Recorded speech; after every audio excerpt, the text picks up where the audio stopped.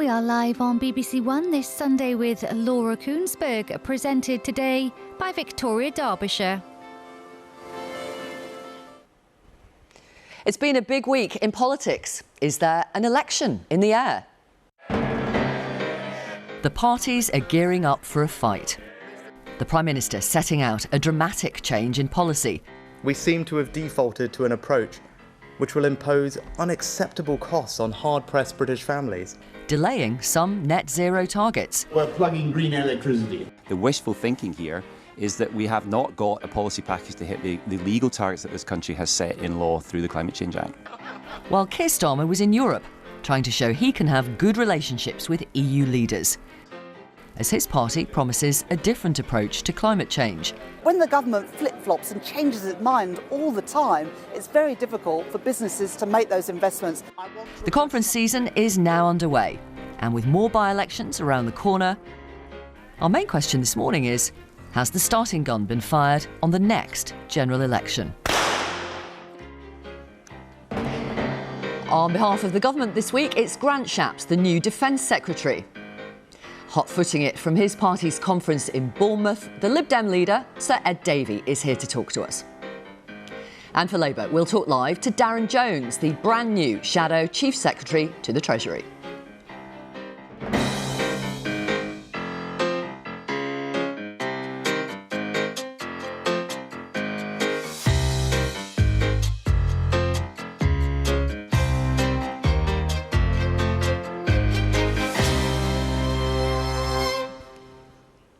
Hello, obviously I'm not Laura.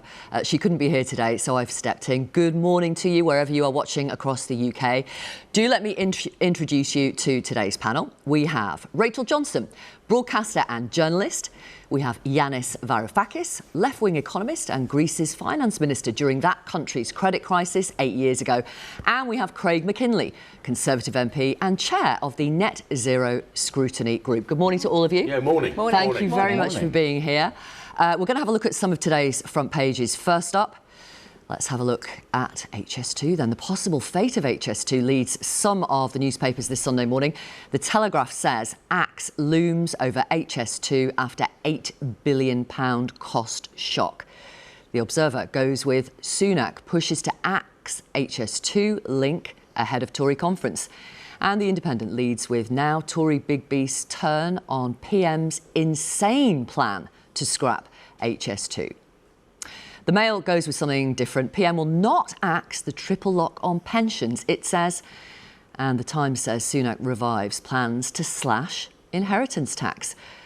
Something that is not confirmed by Downing Street, I should say. But is it something, Craig McKinley, you would like to see ahead of the next election? Yeah, I've written a number of papers about inheritance tax, just the inherent unfairness about it. I've always thought if you've got cash in the bank, you have spent every bit of tax has been paid to get cash in the bank. I would prefer a form of capital gains tax on an asset that obviously has not been derived from cash, a painting on the wall or whatever it might be. But can I just, on inheritance tax, only 4% of households pay it. And you've got basically a married couple a threshold of about £1 million. Not for all people. You have to have a descendant route to give that to. It's quite complicated. I think that is the inherent problem with inheritance tax. And you've definitely got a north-south divide. For people in the south, they could pay inheritance tax through no reason other than they've got a property in the south of the country rather than the north. Rachel Johnson, that floated in the Sunday Times. As I said, speculation, not confirmed by Downing Street. We've had other policies floated this week, A-level reform, potentially a smoking ban. Does it feel like a general election is in the air? Well, the front page of the Mail on Sunday, when Rishi Sunak is not flip-flopping now, it becomes the splash of a Sunday newspaper, which gives some indication, which is he does seem to be changing his mind on a lot of big policies. So my question is, if he is setting out the battleground for a general election, how is he going to take the Tory party with him? Obviously, he wants to take the fight to the opposition, but we've seen, as you said, the big beasts lining up to oppose his, new lines on HS2 and net zero. We saw Alok Sharma, Zach Goldsmith on net zero. We saw Boris Johnson and David Cameron opposing what he's going to do on HS2. So, he's going to have an internal war as well as an external war. So good luck to Rishi. Yanis, welcome to you. Thank you. Big week because of the pushback of some of those green commitments. What do you make of that? Well, it takes a very special combination of incompetence and cynicism to manage to unite the car industry and the Greens against you. And Rishi Sunak has demonstrated that. Why do you say it's cynical?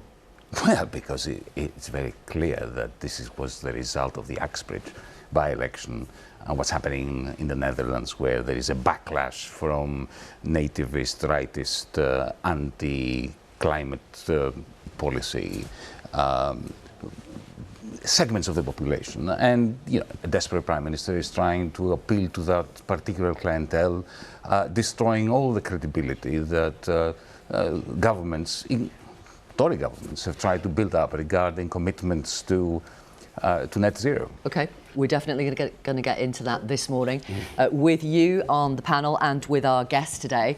Rishi Sunak spent nearly a year trying to steady the ship after Liz Truss's stormy days in office, but now with an election looming, he's coming up with a bunch of ideas to try to show you what he really stands for. Earlier this week, as we were just discussing, he delayed some green targets set out by his old boss, Boris Johnson, when he was PM, and it looks like the HS2 rail project could be scaled back again.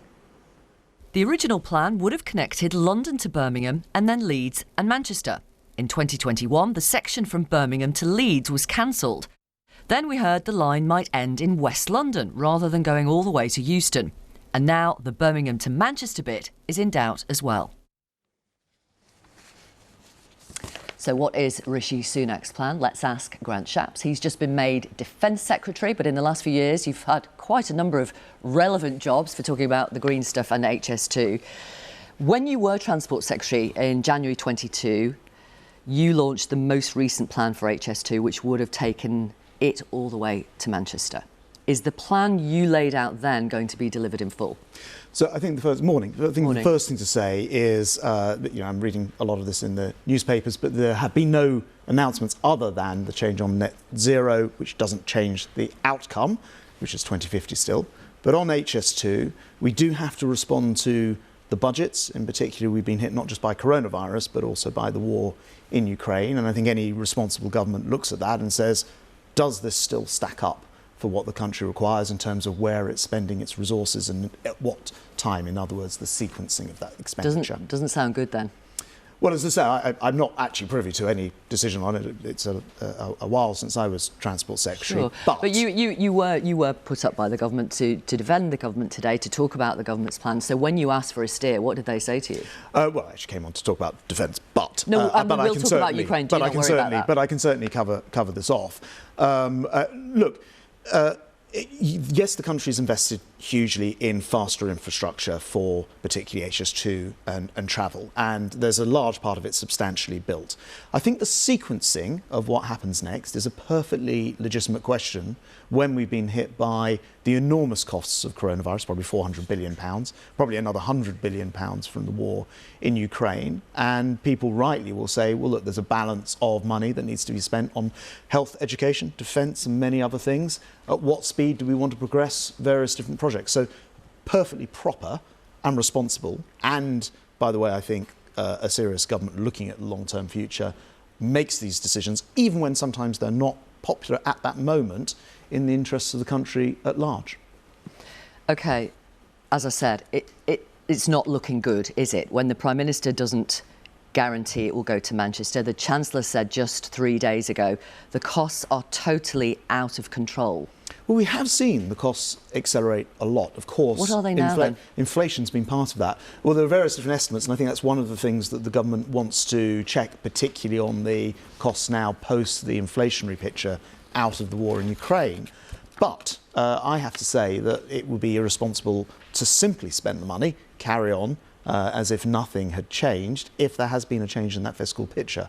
Having said that, we've spent £33 billion on transport just in the north alone since 2010, and we have plans to, for example, build East-West Rail. That's a line between Leeds and Manchester. So HS2 isn't the be-all and end-all, and there are many other plans as part of that. I will talk about that line across the Pennines, because there are a number of people who say if you don't carry on with HS2 from Birmingham to Manchester, it makes the improvements across there impossible. But let me come back to that.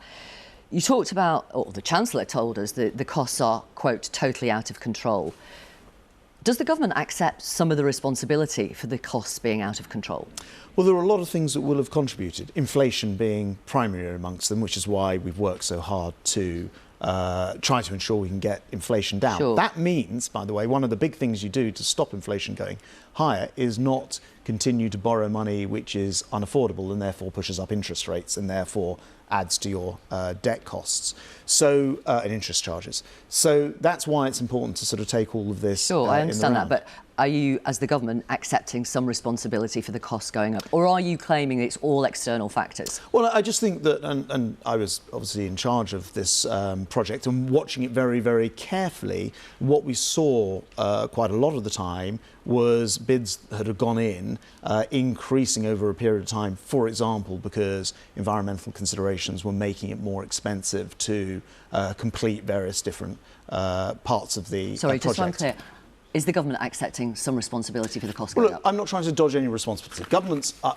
you saying yes then? Well, let me answer properly. Please. Governments take responsibility, and a responsible government does that for everything that it does. But of course, things like an unexpected shock in inflation due to the war and the energy prices and what have you are beyond a government's control. Absolutely, which is why I mentioned external forces. Which is what we're now responding to quite properly. John Dickey, Chairman of Business London, you may know him. He says, quote, "The general chopping and changing is a big reason why the costs have risen over the last decade." He gives an example, the pause earlier this year in the work at Euston. Firms working at Euston had to lay off or redeploy hundreds of workers. That costs money. Yeah. That's your responsibility. And you always have. Look, every economist will tell you there's this thing called sort of sunk cost where all this money's been spent, and so everybody says, well, in which case we just need to carry on spending regardless. That is not a responsible thing for a government to do. I understand it's always easy for those who aren't having to make the payoffs between the balance between health, education, defence, expenditure and everything else to say just carry on spending as if there's no tomorrow. We have to be more responsible. But it's happening. And that is what we're doing. Have you not been responsible up to now then? Because yes, HS2 is the company that runs it, but the Department of Transport oversees it. Yeah, the Department for Transport does that. But as I mentioned just a moment ago, we've seen very, very high global inflation in a way that no government could have predicted, adding to the costs, and that's primarily Inflation what drives this. Okay. Right. Andy Street, you'll know him well, Conservative Mayor of the West Midlands. He says this would be a disaster for the country if Birmingham to Manchester doesn't go ahead, leaving us with the most expensive white elephant in UK history. And there it is. Is he wrong? Well, first of all, the bit to Manchester to Birmingham is. I'm asking about Birmingham to Manchester. But the first bit is massively constructed, it should be said. If that was left empty, then of course that would be entirely correct. Birmingham to Manchester is on a slower timetable, and I think what we're talking about. Hang on a minute. You're not answering the point. Andy Street says if you don't go from Birmingham to Manchester, it would be a disaster. Is he right? I think my point is this would be rather jumping the gun because because no decision has been made and no announcement has been made. We are, of course, just talking off the back of stories that have been in the papers. Although, it's actually I'm asking about the impact. How about another Conservative? As we bring HS2 to Manchester, our £96 billion investment will bring communities together, create thousands of jobs, generating prosperity and opportunity across the North and Midlands. You know who said that, don't you? Yes, the £96 billion is not about HS2. That was you? Yes, but it's not about HS2. That's about something called the Integrated Rail Plan, which is to do with, for example, East-West Rail and many other developments in the North. As already mentioned, we've already spent record amounts on infrastructure in the North. It says, as we bring HS2 to Manchester, that's what you said. Part of that is HS2. A large chunk of it is actually nothing to do with HS2. The £96 billion is an integrated rail plan, which does much more through Birmingham, through the East Midlands, and up to Leeds and across Manchester. But then, if it doesn't go ahead, isn't it logical then to suggest the opposite of what you promised will happen, that cancelling HS2 to Manchester means people in the north of England don't get the jobs, the prosperity and the investment you personally promised them? No, I don't agree with that at all, because we've done so much to level up, including, as I've mentioned a couple of times, more expenditure on transport, particularly rail, in the north than I think any government previously. And we are committed still to spending money on our infrastructure, particularly our rail infrastructure, which, by the way, has a massive in-year budget other than just HS2. So how are you going to do that, the Northern Rail powerhouse across the Pennines without HS2? Well, the two things are independent. That's effectively HS3 across the Pennines. But the point is this. You have to make decisions about whether you're going to invest in, for example, local transport schemes, which might be very helpful for people who are commuting. Obviously, the large things like HS2, which I think is the biggest construction project in Europe, suck up a lot of that money. Any government has to make those decisions. I was involved previously looking at that, but sure. I just say, because this is what your bill said when you laid it down when you were Transport Secretary. Part of the new high-speed line will also be used for Northern Powerhouse Rail services between Leeds, Manchester and Liverpool.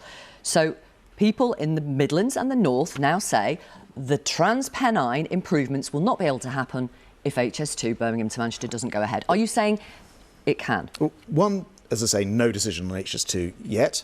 Two, we're not talking about the Northern Powerhouse Rail bit either way here, no, but the which two is a are separate linked. thing. The two are linked. Well, all railway lines are linked ultimately, but that's not what we're talking about here, and that's conflating two separate issues. But I'd still go back to the main... But are you saying the improvements can go ahead then on the Northern Powerhouse Rail, even if HS2 from Birmingham to Manchester doesn't? You'll forgive me, I'm not the Transport Secretary or the Chancellor, and I certainly can't... It was you who made the links when you were Transport Secretary. The point I'm trying to make is that every government has to look at the overall budgets and then make serious decisions which go beyond the sort of back and forth in a studio like this. Okay. To say, is this affordable under current circumstances? I'm absolutely confident, for example, that when those statements were made, no one knew we'd be in a war in Europe right now.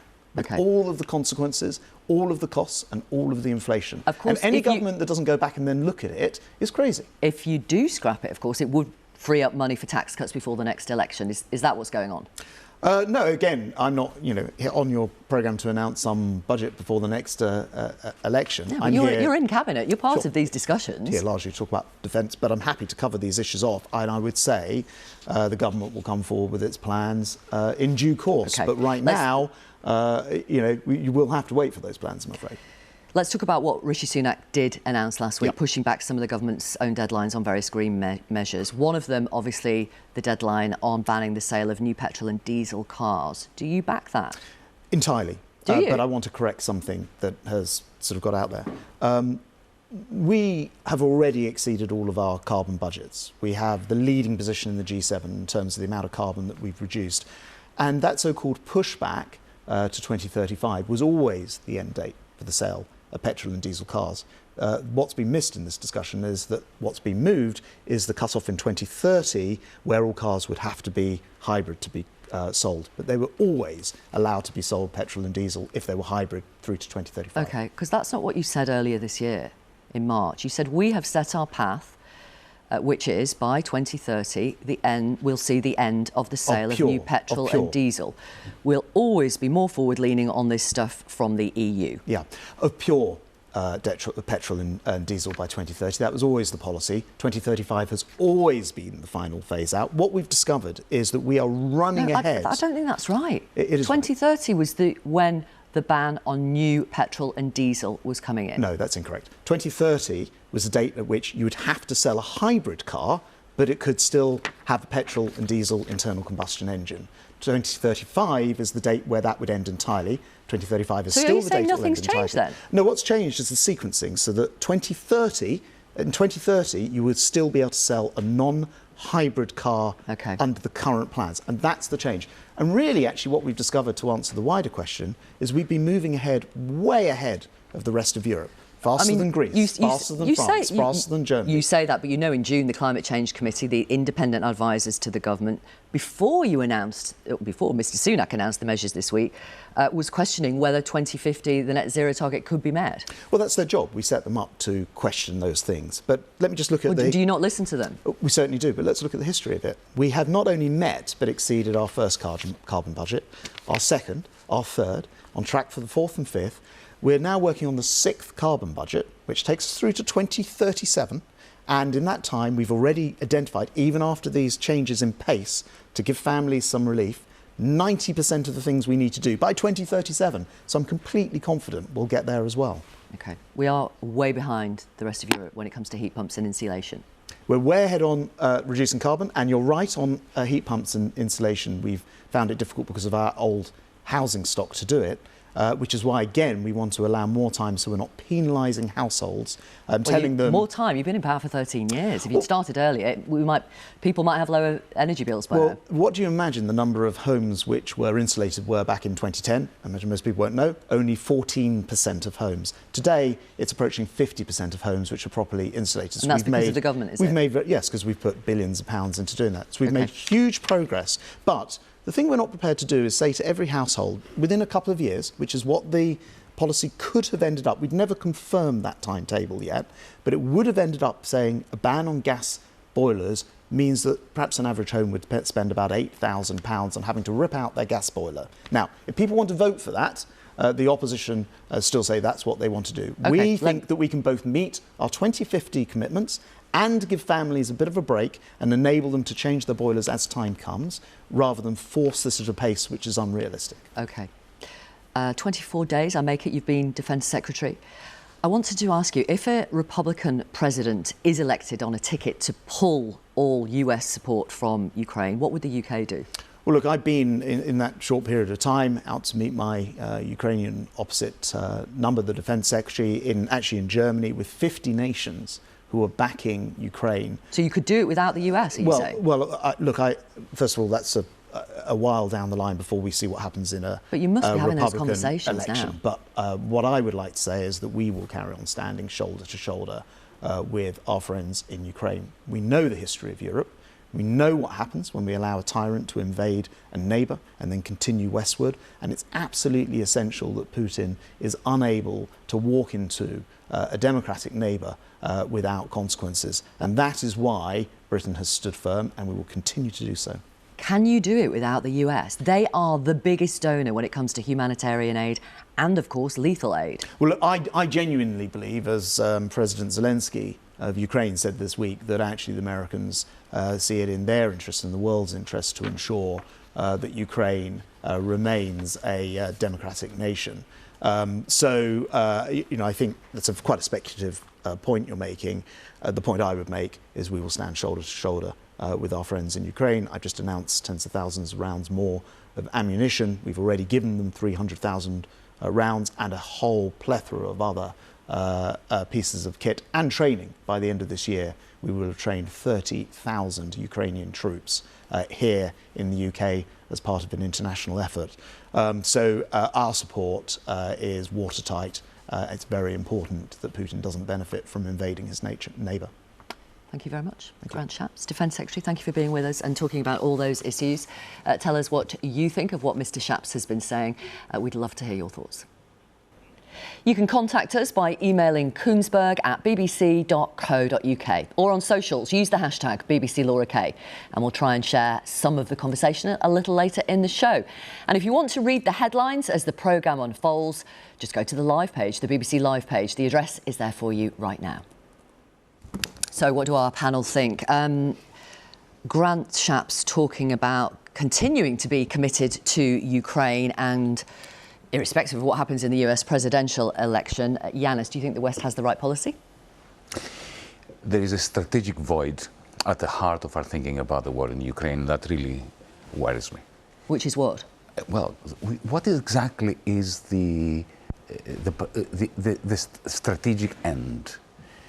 When I hear President Biden talk about dragging Putin, whom I have characterized the war criminal back in 2001. So let me be clear regarding my position on Putin.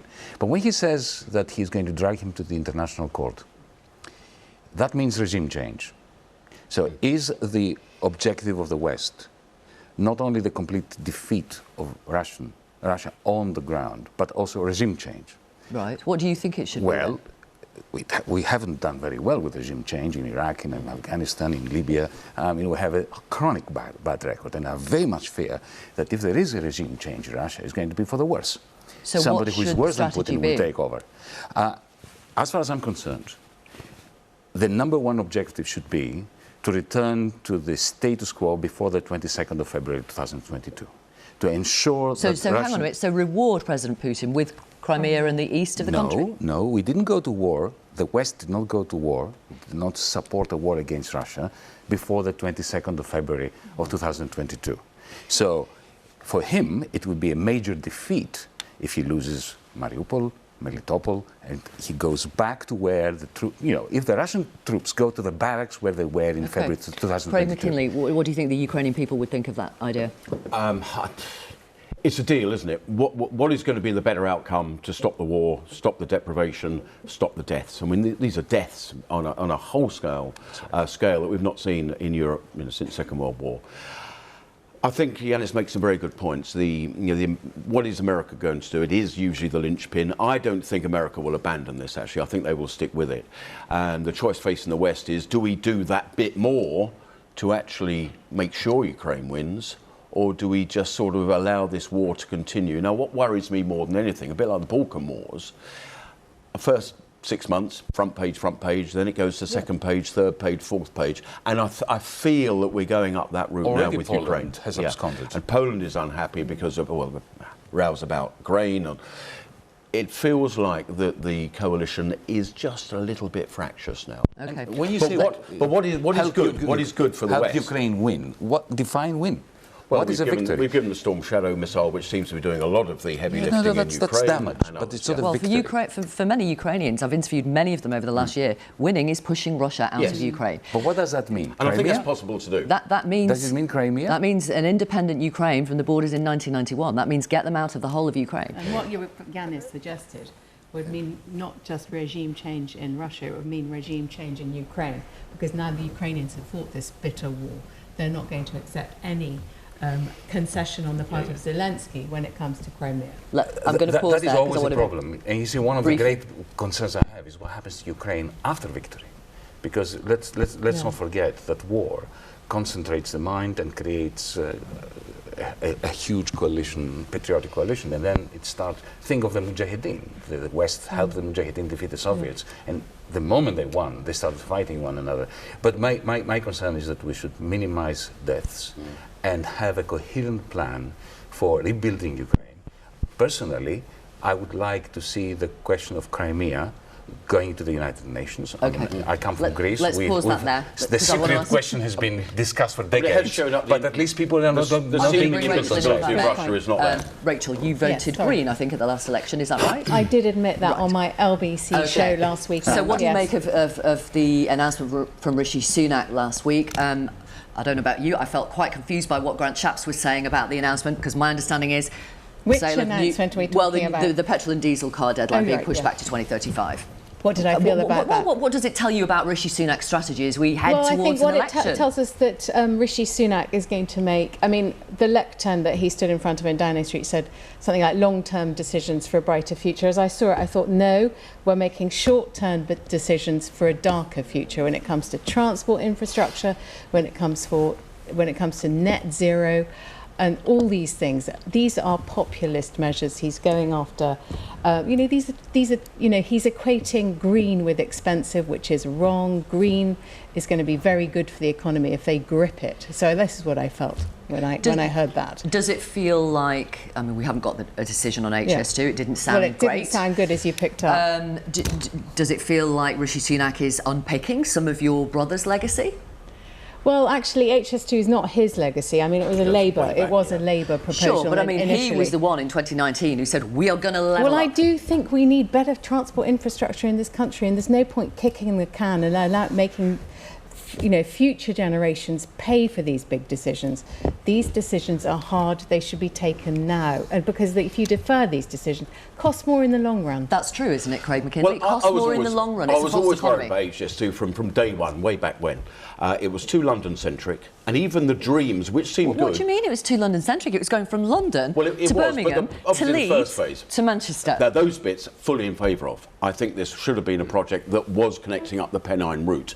I don't ever think the London needed that extra Right, well, we are capacity. where we are. Well, we are where we are. Would you back but the whole it if the Birmingham to Manchester bit was the London scrapped? bit finishes in Old Oak Common, quite frankly, the whole thing is looking rather shabby now. And some figures that in the Telegraph today, the old spreadsheet was saying that for every pound spent, there'd be £2.40 of increase in economic activity. It's now down to 90 pence. How on earth can a project, first valued at 33 billion, has escalated to 100, and we've now got potential for another 8 billion overlay? Dreams have to hit reality someday, and that's exactly why I think is part of the reason behind the change of the car ban and the oil and gas ban. It's reality, it's pragmatism, and we're going to hear a lot more of that. If that's true, how do you get growth then, Yanis, if you're cutting back on spending on infrastructure? Well, you shouldn't cut spending on. Well you just shouldn't. It's really, and also, but allow me. I'm coming from outside. I don't have skin in the political game here.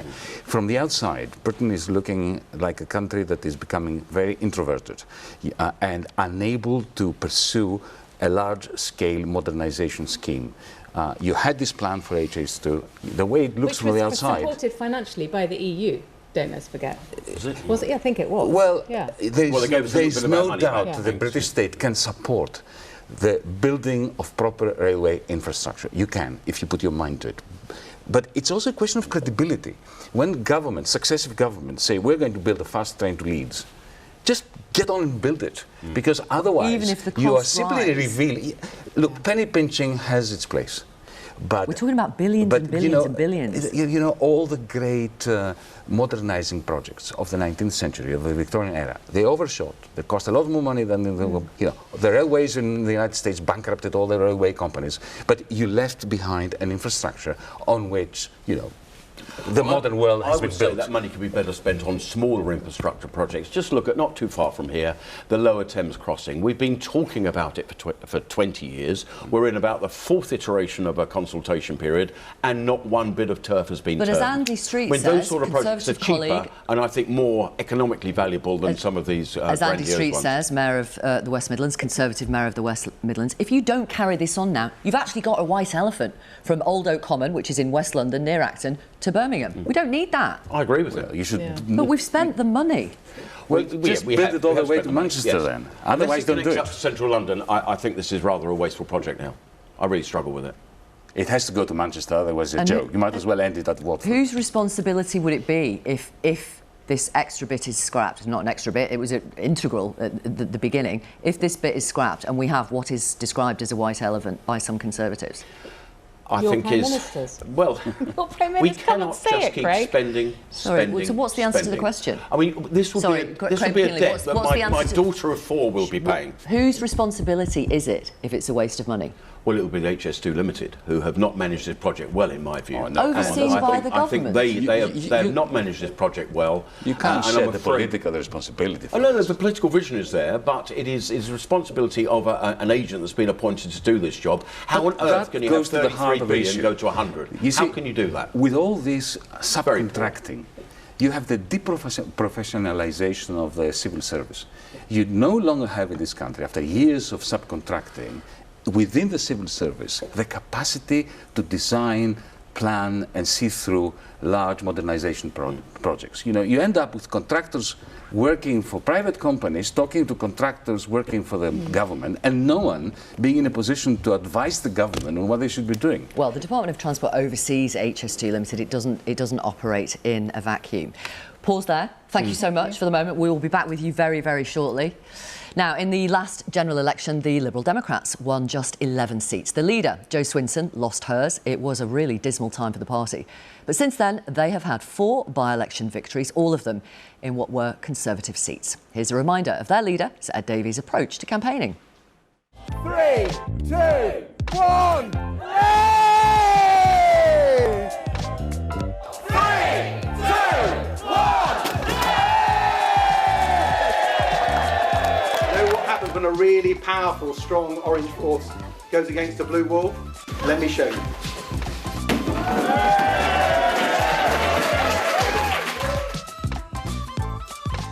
Their party conference started yesterday in Bournemouth, so Ed Davey has come to join us and to talk to you today. Good morning. Good morning. Thank you very much for being here.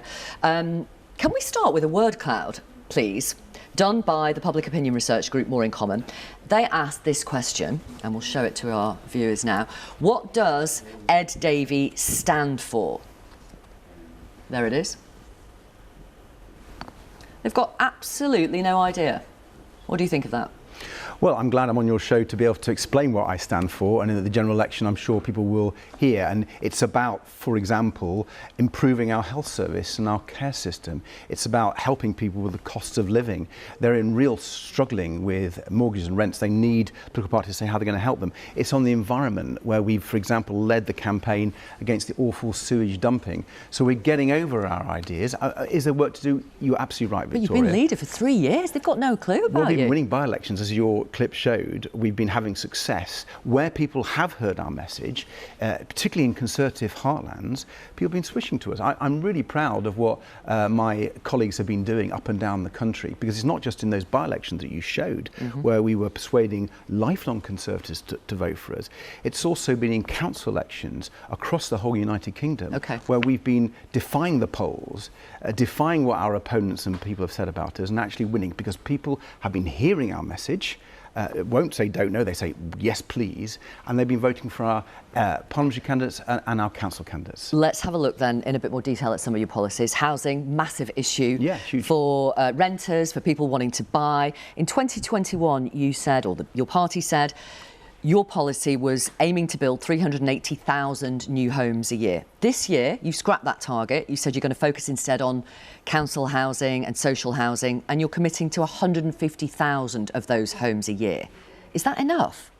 Yeah, well, we're debating this actually on Monday at Bournemouth, exactly this, what do you think? This issue.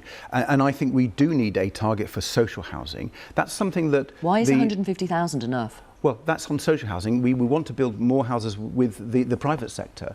But on the social housing, I'm really glad you picked that up. My wife is a councillor in my constituency, and she's got the lead on housing in the council. And she's now developing the largest council house building project we've had for over 40 years. And it's that sort of investment in local communities to provide the affordable housing that Liberal Democrats stand for. Right, because the Housing Federation says we need 300,000 homes a year. And government targets are needed to focus people's minds, to focus private developers' minds to make that happen. Well, we have a target on social housing, which is what's not being built at the moment. I'm asking about... Yeah, I'm coming to that. But it's really important to make the point we do have a target on social housing, because that has been the sector that's seen nowhere near enough investment over many, many, many years. And if you don't qualify for social housing? Well, first of all, if you do build council houses, and this is often not understood, you free up a lot of houses in the private rented sector. Just like that? Well, yes, again, it's really important. It's a problem across the whole country. Councils over recent years have had to, because they've not had enough council houses, put people who needed housing in the private renter sector. And we've now seen the private renter sector, because of Conservative policies, contract. Councils now having to spend huge amounts of money going over budget by putting people in temporary accommodation in hotels. So our policy was actually really good value for money, providing proper council houses, so councils could house people. You keep focusing on council houses. I absolutely understand the reasons why. Let me ask the question. Please, can I? Why have you got rid of the 300,000 target? Well, we think top-down targets lead to developer-led approaches, as we've seen with Conservatives. And what you see with the developer-led approaches, you see the wrong houses being built in the wrong places. Don't take my word for it. That was what Theresa May said. And our approach, and it's been tried and it's worked, is a community-led approach. What does that mean? Well, it means that you have things like local neighbourhood plans. We legislate for those. So that means the community can object to planning? Well, actually, the community is involved in the whole stage. Sure, which means they can object and stop houses being built. And they can in the developer-led model. But in the community-led model, you take them with you. And let me explain where it's been done, why it's worked so well. Briefly, please. It results in houses that people want, in the places they want, with the infrastructure they want. So often you hear that people are objecting not to houses, but they're objecting to the fact there are not enough GPs, there are not enough schools, that the water infrastructure can't take the new homes. So a community-led approach means you're not just thinking about the houses, but you're thinking about the whole community infrastructure. That's what's been missing, and that's what we're keen to deploy. OK. I mean, is what you're saying really, this policy is about appealing to Conservative voters in Conservative constituencies that you are targeting as we head to the next election? I actually think our policies on the health service, on the environment... I'm asking you about housing in Conservative constituencies. Well, I mean, I think they are popular amongst many people. I think our council house building project... You keep talking about the council house policy. We've talked about that. We know what the target is. I'm asking you, Lib Dems have had success campaigning in Conservative constituencies where you've campaigned against local housing developments. Is that what this is about? Be straight. No, it's absolutely not about that. What we said, for example, in the Cheshire and Amersham by-election that we won, and people said we were against houses everywhere, what we were against was developer-led model. And I can't stress this enough. When you take communities with you, you do see more houses being built. Don't take my word for it. There was a report done by the government department responsible that showed that the neighbourhood planning that Liberal Democrats wanted and want now leads to more houses being built. Okay. But they have the support that they need from the local people. Let's talk about relations with the EU. In 2019, you branded yourself, the Lib Dems, as the Stop Brexit Party. Now you're saying people on the doorstep aren't talking about Brexit. Are you going to go quiet on it as well? Well, I think we're talking a lot about it at our conference, quite rightly. You're right that we did fight against Brexit, and we voted against the trade deal that Boris Johnson brought. It was a disastrous deal. We were the only ones to vote against it. Labour didn't, and we voted against it because we knew it would damage our economy and our farmers and so on. What's the position now? Well, it's because of that history that I'm very happy to tell you we remain very pro-European. We want Britain to be at the heart of Europe, but we're also deeply realistic about what's going to have to be done to enable us to improve our relations with Europe. Unfortunately, this Conservative government has so soured our relations. European politicians don't trust the UK anymore, and that's a very sad position, and it's against our national interest. So the next parliament, the next government has got to engage with Europe in a way that this government isn't doing. So the Lib Dems support, unless you've changed this, a longer term objective of UK membership of the EU. Is that still the position? Well, I've been really clear that Britain must be at the heart of Europe. Does that mean rejoining? What it means is we've got to start where we are at the moment and rebuild those relationships. At the moment, European politicians are not listening to the UK, and that's damaging our industry. And you're deflecting from the question. Is the Lib Dems' position that ultimately you want to rejoin the EU?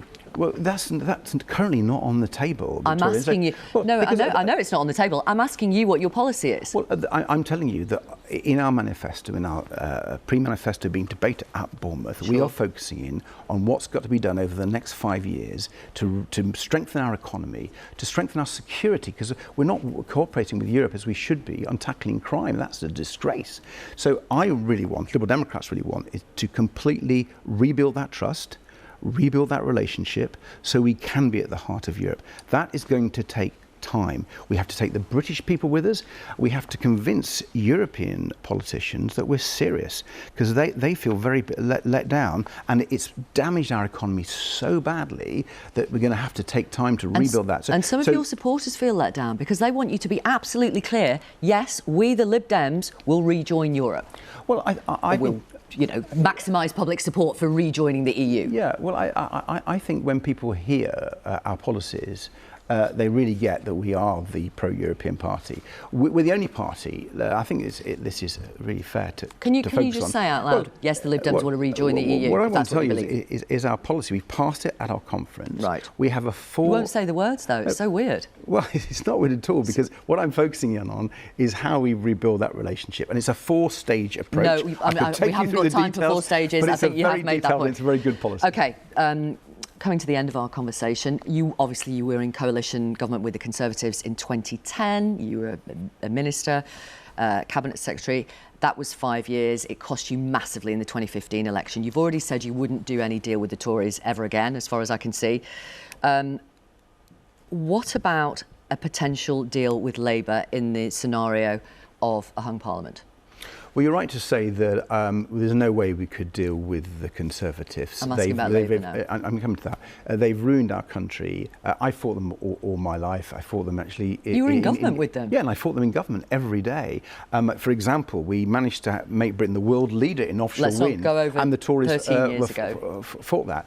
Well, I mean, at the moment, I'm just focused on removing lots of Conservative MPs and electing as many Liberal Democrat MPs as we can. That's why we're focusing on the NHS, focusing on the cost of living, focusing on the environment. Would you go into coalition government with Labour? One thing I've noticed in politics... One thing I've noticed is you're not wanting to answer this question. No, well, I'm going to, if you give me a chance.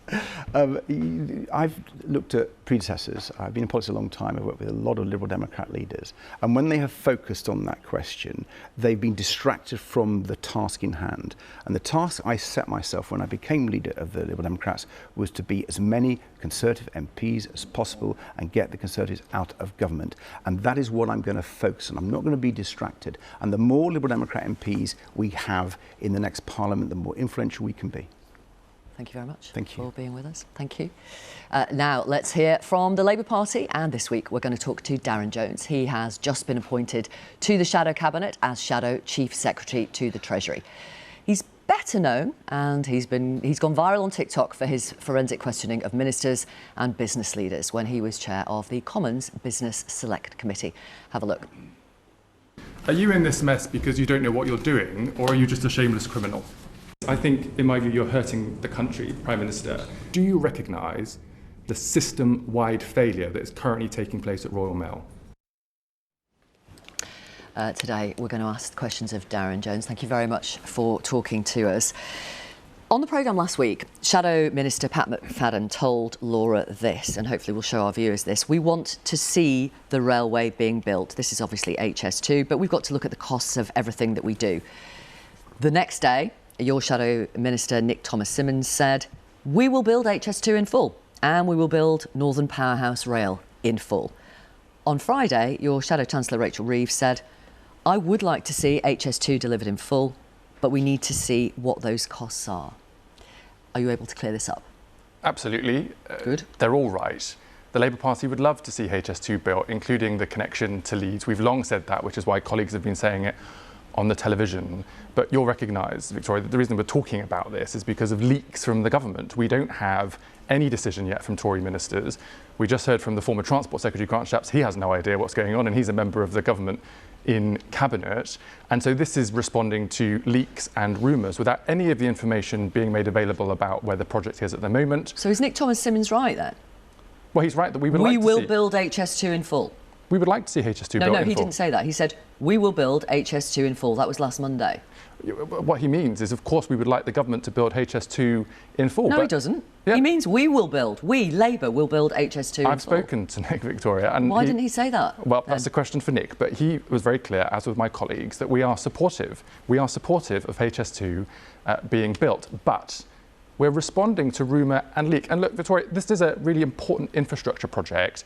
What I say on your show matters because we, the Labour Party, hope to be in government next year. We're not going to make decisions about national infrastructure projects that involve tens of billions of pounds without all of the information being available. Right. You and I have the same information that's being leaked from the government. But we need to see the costs. Well, I mean, the information's out there. The books are out there. The OBR it's not. It have got the figures of the projections of growth and all the rest of it. No, the costs are not out there. We don't know what the cost overrun is. We don't know which bits of the projects are costing how much extra money.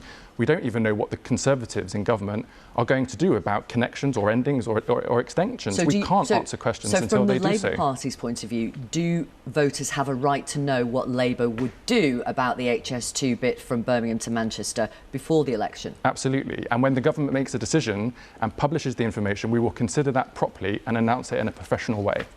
Right. But I mean, you're creating uncertainty then. No, it's the Conservatives creating uncertainty, and that's why they have to answer the questions. That's why I was pleased you asked Grant Shapps these questions earlier, but it's reflective of the chaos in government that only Rishi Sunak seems to know what's going on through leak, through rumour, through late-night press release. That's not how you run government. Let's talk about what the impact might be if that leg of HS2 doesn't go ahead, because both Labour and the government have said it will create thousands and thousands of jobs. It will make towns and cities in those key areas more attractive to business. It will boost economic growth. In fact, Andy Street, says that's already happening. He's the Conservative mayor for the West Midlands. So if you make a decision that you wouldn't go ahead with it either if you won the election, those jobs won't exist. That economic growth won't happen, correct? I entirely understand why mayors, Conservative and Labour in the north, are calling for this project to be built.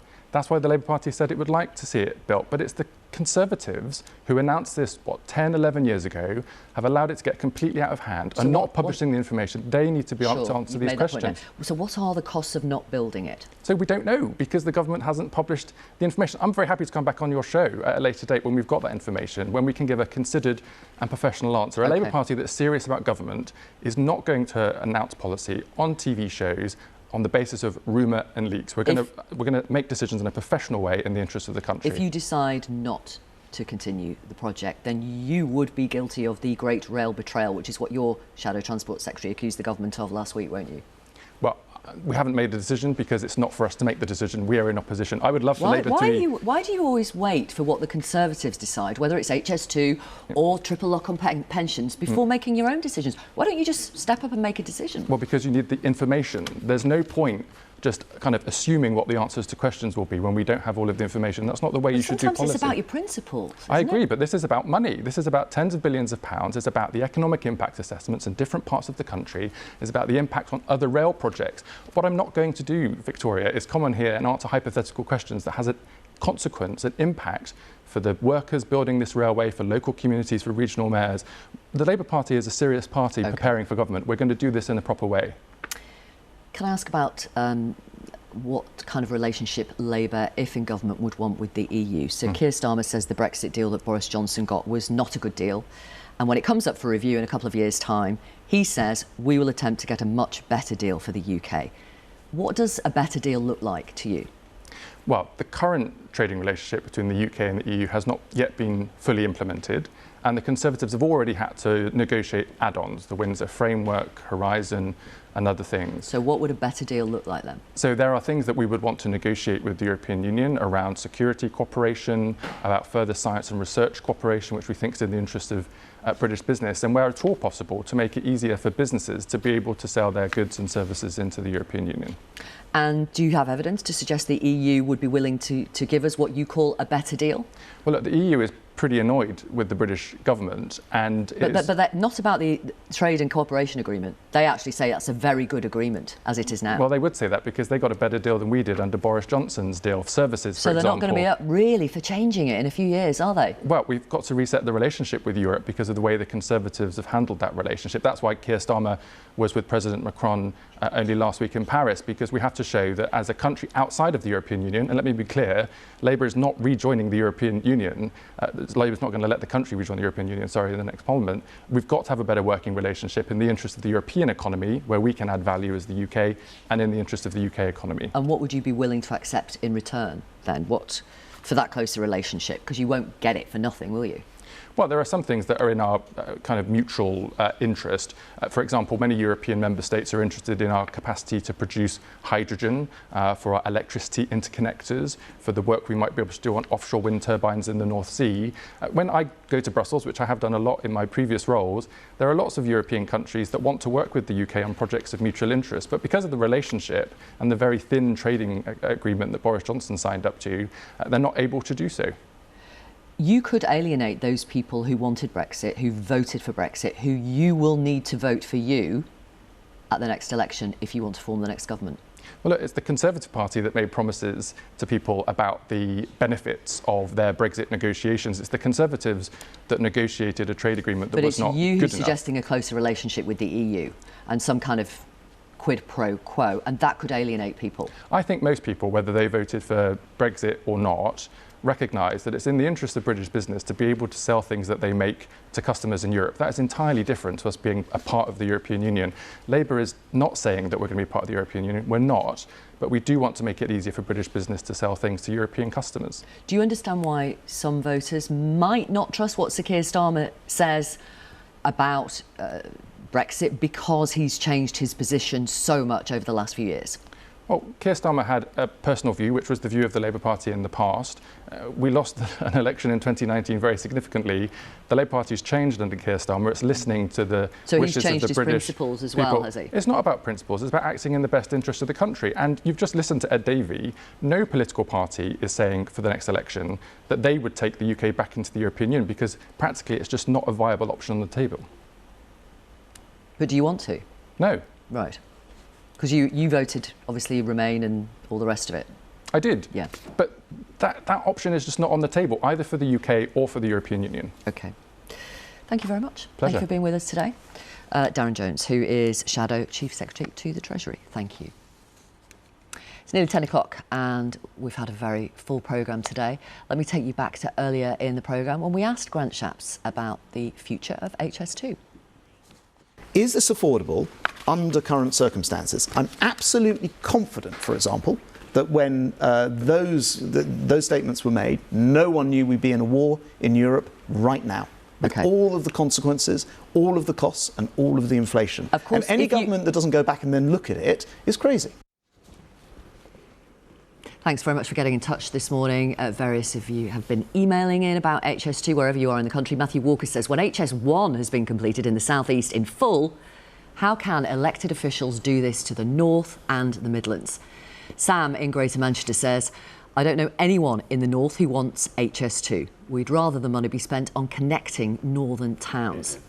Colin Ainsley isn't particularly impressed. He says, I'm Scottish. Stop this huge waste of British money. Thanks, everybody, for getting in touch. You can always message us on socials as well. Rachel, the Lib Dems. You once were a member of their party, actually. I did join the Lib Dems, yes. Their position on the EU, how do you read it? Well, Ed Davey made it sound like HS2, he was going to give us a four-stage explanation of what the Lib Dems' new policy was on the EU, you know, like phase 1, phase 2. I just think, having listened to Ed Davey and to the new Shadow Chief Secretary, I just feel there's a really open goal here for going into the next election for any party that's brave enough to do this. Don't say we will not rejoin the EU. The Lib Dems don't say it. Yeah, no, you say this. Right. We will not join the EU, but we don't want the thin trading relationship. Therefore, we will go back to the argument of 2019. We will rejoin in some way the customs union and the single market. That's why they can say the top line is we are not rejoining, but then beneath the line they can sort out all the friction. Yanis, what do you think? Well, I campaigned for the No Way Plus solution after the Brexit referendum because I thought that it would respect the verdict of the referendum, because you would be out of the EU, while creating a small C conservative period of 10, 15 years, during which you would be in the single market and the customs union, as you said, Rachel, and give you an opportunity to do that, which the Johnson government and now the Sunak government not done, which is to have a plan for Brexit. As you know, if you don't have a plan for Brexit. Single market and you're in the customs union, you're pretty much in the EU with absolutely no say whatsoever. You're not. We've got a TCA which is deemed to be best in class as an international agreement for free trade, and our trade has increased now than back before COVID times. So it's absolutely year on year working. compared to when we were in the EU. We're not in recession. You don't have Germany's in recession. You don't have a single trade agreement that is worth its salt. You do not have a plan for creating. You can't build HS2. You cannot create. You have absolutely no plan. I mean, isn't it bizarre? We talk about the EU and we're having If you talk over each other, no one can hear what you say. No. Briefly finish that sentence, then do come back in, Craig McKinley, and then to you, Rachel. It's very simple. There is still no plan for making Brexit work. And there's no plan by Labour for making the quasi-Brexit that they want. So, you know, a No Way Plus agreement would be a halfway house that would give you time to plan for Brexit, hard Brexit, soft Brexit, whatever kind of Brexit you want. Is saying, it's a small C conservative proposal, the No Way agreement. Theresa May offered us a soft Brexit. Boris Johnson gave us a hard Brexit. Keir Starmer says it's a thin Brexit and he's going to deliver a fat Brexit. My position is there is no such, we want a good Brexit and there is no such thing. Well, I'd say we've got a pretty good Brexit. The TCA is a good deal. It's not perfect. I'm very annoyed about what's happened in Northern Ireland. That is still unsettled business. The Windsor Framework, in my view, I voted against it, is not satisfactory to leave a bit of the UK in an out hokey-pokey situation. It's a Good Friday Agreement. You want to write that too? No, I don't. whole other programme could be devoted to that. Maybe. We are out of time. Thank you so much, Rachel Thank Johnson, Yanis Varoufakis and Craig McKinley. Thank you. That is it. Thanks to the panel and to you for watching wherever you are in the UK. If you want more, I'll be taking Laura's place on the weekend newscast with Paddy O'Connell, which will be available on BBC Sounds from about lunchtime. Part 3 of Laura's documentary, State of Chaos, is on BBC One tomorrow at 9 or on iPlayer from first thing in the morning. As ever, there's loads to chew over on the BBC News website. Have a lovely rest of your Sunday. Thanks for watching. Bye.